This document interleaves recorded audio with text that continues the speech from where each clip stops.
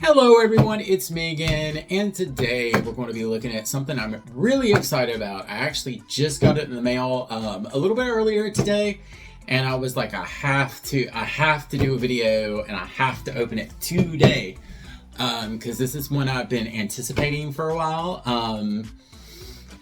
I pre-ordered him from Nendoroid, I was super excited to get him. I was glad he released, and I'm actually surprised I got him as quickly as I did. And that is none other than Nendoroid 2140, Lilia Vanrogue. I'm not used to saying his last name. This is a character from Disney's Twisted Wonderland. It's a mobile game that basically takes your Disney villains and turns them into pretty anime boys. So, and yes, Lilia is a boy. He kind of looks like a lolly, but he's not. He's actually the oldest student. And yeah. So, great character. Absolutely love him. I love his playful personality. And the fact that he's like super short and really cute, but he has like the deepest voice ever. Like, I love the contrast in that. But anyway, his design was actually one of the first things that drew me into the franchise. I think him and then probably the Leech brothers were the designs that really kind of intrigued me because they were like a little bit over, and I really liked Idia's design as well. I just feel like I have a tendency to be drawn into like overly flashy characters and stuff. I mean, like, I absolutely love Studio Trigger, and they're very flashy with their art. So any kind of like flashy character, I'm like, ooh, let me learn a little bit of that about that person. He's actually the first from this dorm. I forgot the name of the dorm right off my head. I know it has to do with insomnia, which, you know, is near and dear to my heart because I have a hard time sleeping. But yeah, like, this is the first one I have from this dorm. So each dorm from Twisted Wonderland is going to have like a different aesthetic to their box. And with Lilia, it's kind of like a dark green. It actually looks really kind of, it looks kind of black when you first look at it if it's not like really bright, but coming up on or using the light here, it actually has like, it's like a really, really dark green. And then it has the green light going through it. I'm guessing that's like the thread from the spindle. That is just my guess. Because this is the dorm designed after Maleficent. Lilia himself is based on a bat, I believe, but Malleus, the dorm leader, is actually based on Maleficent herself. But anyway, I really love Lilia, and Malleus is super duper expensive. Him and Idia go for like sometimes I've seen him for like $250, and that's just way pricey. But I think those are the hardest ones to find, which really sucks if they're your favorite characters. Anyway, getting back to Lilia, like I said, the box, I love the fact that they have the designs for each of them, and also I really like the black on the front. It's very in tune to the whole like villain aspect of the franchise. So I really love that as well. And plus the green and the black go really, really nice together, actually. And when you pre-order these, I got mine off of Nendoroid Game, but Hobby Genki also sells these if you're in the US and you're wanting to try to get it, because these are Japanese exclusives. I think those are the only two sites I've seen that you can pre-order and sometimes buy them in the aftermarket, but it's harder to get them in the aftermarket, especially at retail price. But they're the ones that you can use without using a proxy service. But if it's in the aftermarket and you can't find it at those two places, I would suggest going on Yahoo auction and maybe looking around, or Mercari Japan. I'd have a tendency to use Zen Market. It's like they basically went up a little bit on their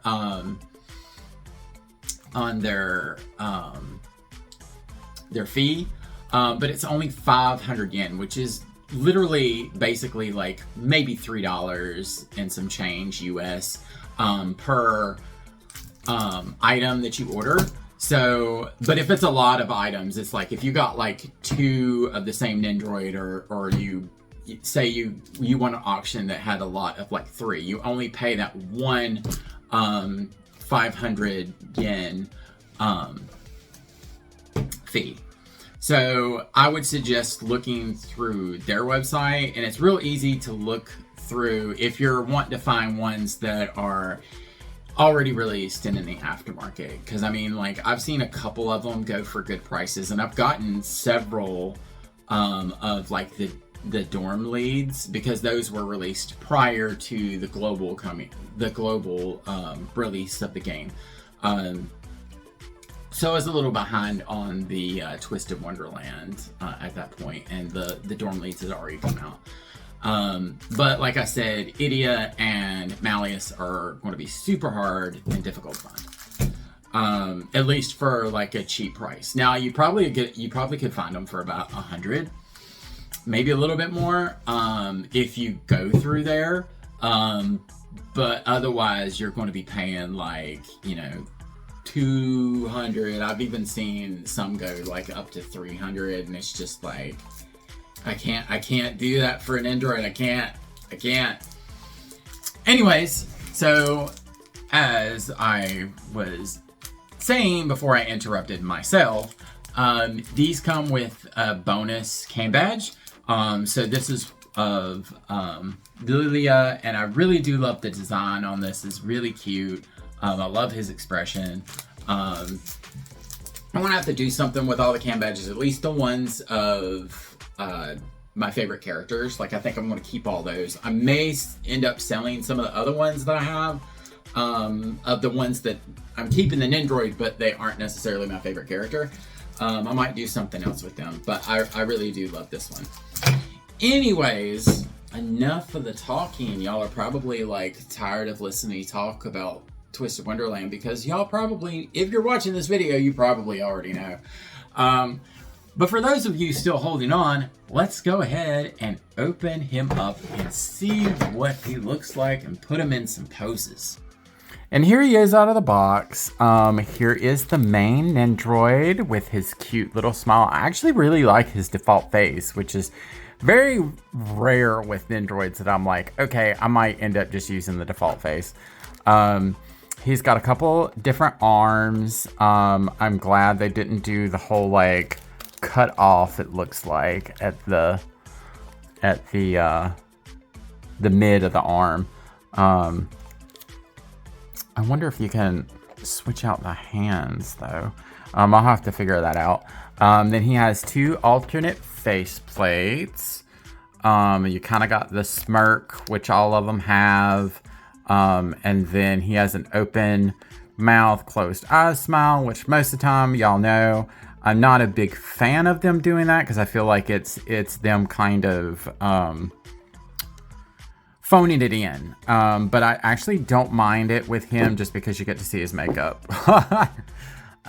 His hat, of course, I'm going to have to see if it has like the little tab to slide in. He's got him a little bat, a little drink, and then it came with a separate blister that has the cape and, of course, the stand. And I've seen people talk online where they're wondering if he's able to stand on his own. So I'm going to see if he's able to, but since it's like that, you may either not be able to have him stand on his own, or just you might have to put the clear peg in the back to hold this to the Nendoroid is my guess. But still, I can check all that just to see, because it would be nice, or it would save space if he didn't have to have a stand. But I do have space for him either way, because he is in my top 5. I think he's in my top 4 actually. And then of course his wand, which I think is really cool that all the characters from this dorm have really neat wands. They don't look just like a regular pen like the other ones do. Anyways, so now I'm going to take him out and put him in a couple little poses. Okay, y'all, I wanted to show you this before I went any further. You can have him stand on his own, but the only bad thing is that, like, the little jacket thing doesn't really, like, that's as far in as I could get it to go. So it kind of makes it to where if you pick it up, it dangles, but it sits like this. Now you probably could get a shorter Nendoroid peg and try and see if you can get it to like close in that gap, because technically it should be able to go like to hold tight against him and still stand, but it's just with the peg that they give you, it kind of doesn't, like, it kind of wobbles. So just be careful or mindful of that. But it probably gives you kind of like free range. I mean, especially since you're not going to be displaying it from the side anyway. Most of the time you're going to be displaying it like that. But like, as far as like if you're picking him up and you're doing stuff, it does have a tendency. Oh, there's glitter in his hair. It does have a tendency to kind of like, you know, wobble around.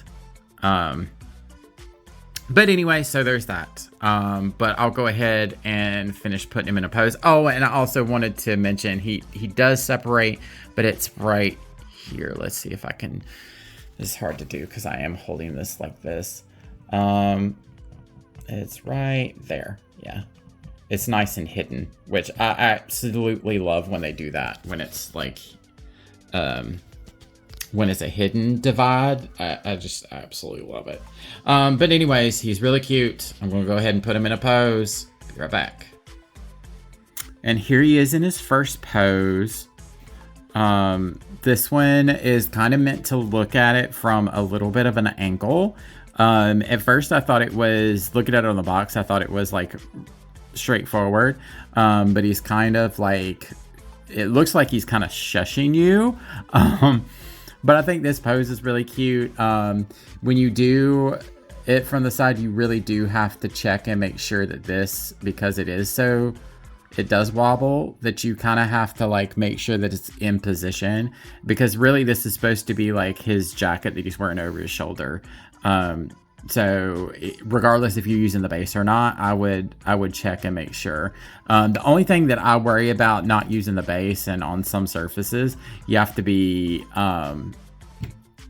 mindful and careful that you're not scratching up the underside of the jacket, which I need to check. But anyways, I think it's really cute. I really do love the fact that with the hat, it is now, I mean, granted, I would love a magnetic hat like they've done before in the past, like ages ago, where they put magnets in the Nendoroids. But the peg thing is so much better than the Leech Brothers that have like, it's just a molding and you have to kind of like set it just right. I always get nervous that I'm going to mess up the paint on the head because of that. So I don't really display them with their hats, but this one's real easy. It goes in, it stays solid. So I really do much like that. Now, as far as the painting on the hat is a different story, because the green's a little bit off, especially right here. But it's just the name of the game with Nendoroids nowadays, that the painting is not going to be great. And I mean, with these, it's bad because like if you kind of have to be thankful with what you get with the Twisted Wonderland ones, because, and for the most part, their quality is so much better than a lot of other Nendoroids I see. But the fact of the matter is that these are Japanese exclusive. So it's not like you can sit here and ask for a replacement part like you would a regular Nendoroid. That's like I got a Nendoroid of Jade, and he had two. He didn't have a hand to hold his wand. Like he got two of the same hand. So I have to basically like jimmy rig it for him to hold the wand.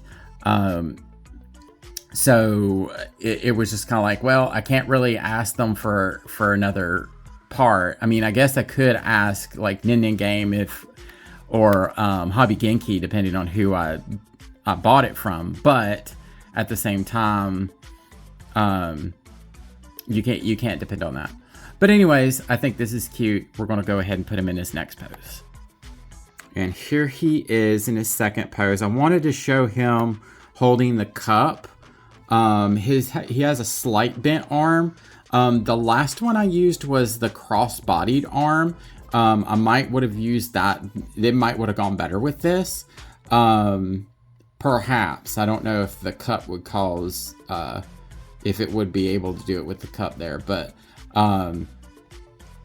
it kind of showed a similar, pose, on the box, but it was just that his head was turned the other way.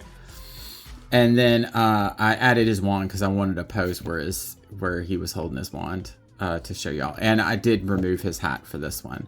The next pose I'm wanting to do is the one with the bat because I thought that was really cute. And I'll probably try to set him up on the actual base to show that. Word to the wise, he does those little white shoulder parts. Be very careful with switching them in and out because it will rub up against the black. And you might get some paint transfers here and there. I also would be careful like this because it is moving. I need to check and make sure that no paint transfers are going back and forth. But if you do have a little bit of paint transfer here and there, normally a light scrub with a magic eraser most of the time does the trick. Anyway, this one's going quick. I'm going to go to the next pose. Now, for some reason, I am thinking this is maybe my favorite pose. Like, I just think it's so cute. It took a bit to get it lined up, especially since the figure peg is very, or the figure stand arm is very stiff. And trying to get it to like work with the cape. I'm pretty sure you could probably just stand him on this and he would be fine. But I just was like, well, let's just see what it's like just doing it like that. I don't know if I'll leave him like this. I may actually have an extra circle stand that I can use for the bat if I want to put him in this pose. But I just, for some reason, it's simple, but it's super, super cute. Like I just think it's so adorable. Anyways, I would highly, highly recommend him. Just be prepared to have to deal with a lot of extra stuff, like the coat capes thing. I would also make sure that you kind of keep parts together when you put them back, just so you know what goes where. It is nice that the left and the right, as far as the sleeves on the jacket, are two different colors, so it's easy to tell those apart. But yeah, that jacket is just, it's a pain in the butt. I am going to see if I can either find a smaller peg that will fit, because a regular size peg is too small. But I feel like there may be a one that's slightly smaller that will help keep the cape in the back. But even then, it's kind of off on the other side. Like if you get it to fit on one side, it kind of is a little off on the other. But yeah, either that or I might just get an extra peg that size and just cut it short or shorter and see if that helps. or if that works. But yeah, that's my only gripes. That and like just like the nitpicky, like there's like little minor paint flaws here and there, but nothing too big. If I can find another hairpiece of him, I will make a Nendoroid doll of him. I am determined. But anyways, I hope you liked this review, and if you like this kind of stuff, just leave a like, subscribe, and let me know what other Twisted Wonderland Nendoroid y'all would like to see. I may go back and like try to see if I can find other ones. Like I've been tempted to get some more of the Heart Boys. I'm also tempted to get a silver, even though it's really hard to get any from this dorm for a decent price. But I feel like silver and crap, what is the other guy's name? I feel like they're a little bit easier right now. I know Lilia is just very popular, so I was like, I gotta pre-order him. But yeah, they also came out with dorm decorations that has like a case for the Nendoroid, and then like a couch. Like you have in the rooms that you have to decorate in the game. I think that's really cool, but they're super expensive because you have to like buy it piece by piece. So I might skip out on that, and then plus I don't have room. But yeah, anyways, I hope y'all enjoyed this. Look forward to, I think I'm going to open and review Kuwabara next. But I wanted to go ahead and get Lilia out just because I was super excited to get him. But anyways, y'all have a good one, and I'll see y'all next time. Later.